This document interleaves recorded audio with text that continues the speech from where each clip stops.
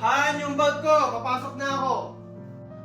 Oh, Han! Andyan lang sa bintana nakasabit. Ah, sige Han.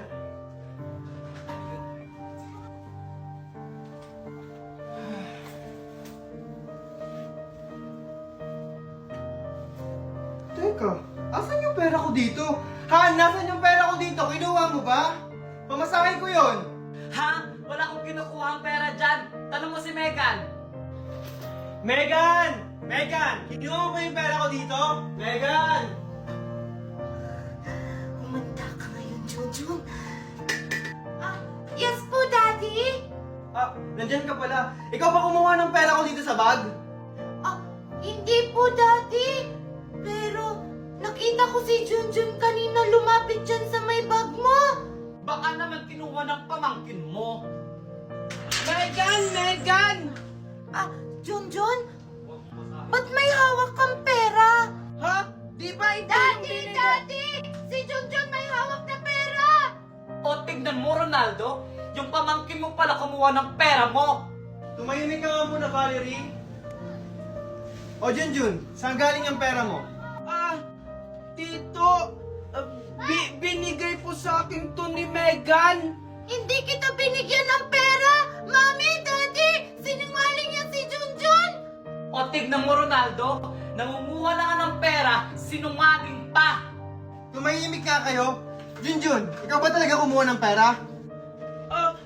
Tito, hindi po. Hindi ko po yun magagawa.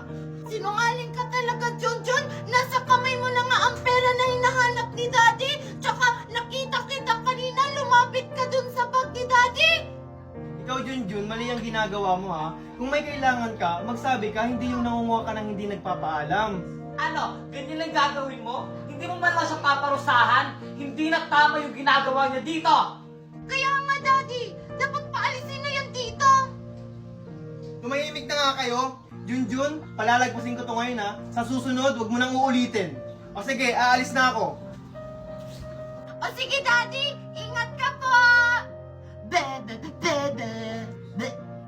Sinungaling ka talaga, Megan. Pinahamak mo ako. Hindi na ako maniniwala sa'yo. Anak, Megan, nasaan ka? Mami! Andito lang po ako! Ano po yun? Binilang kita ng paborito mong ice cream. Wow! Talaga, Mami! Oo, ito. Thank you, Mami! Oh, asan nga pala si Junjun? Mami, ba't mo ba hinahanap si Junjun? Maghahati pa ba kami dito?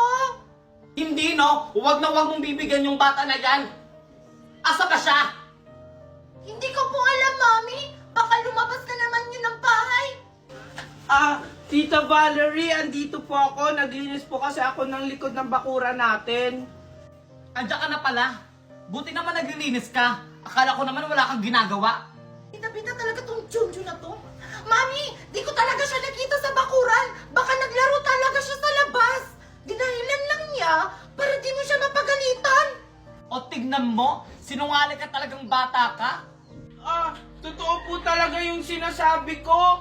Wala naman po akong kalaro sa labas. Kahit anong gawin mong kabaitan, hindi mo kuha yung loob namin.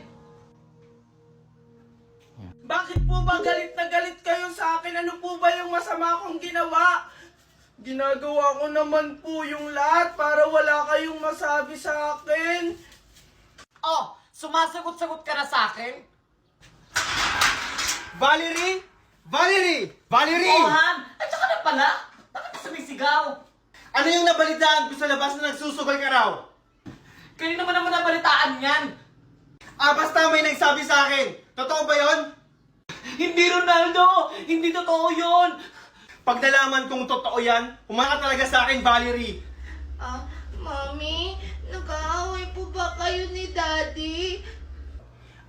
Wala anak. May pinag-uusapan lang kami ng mami mo. Kasalanan mo to, Junjun, kung bakit nag-aaway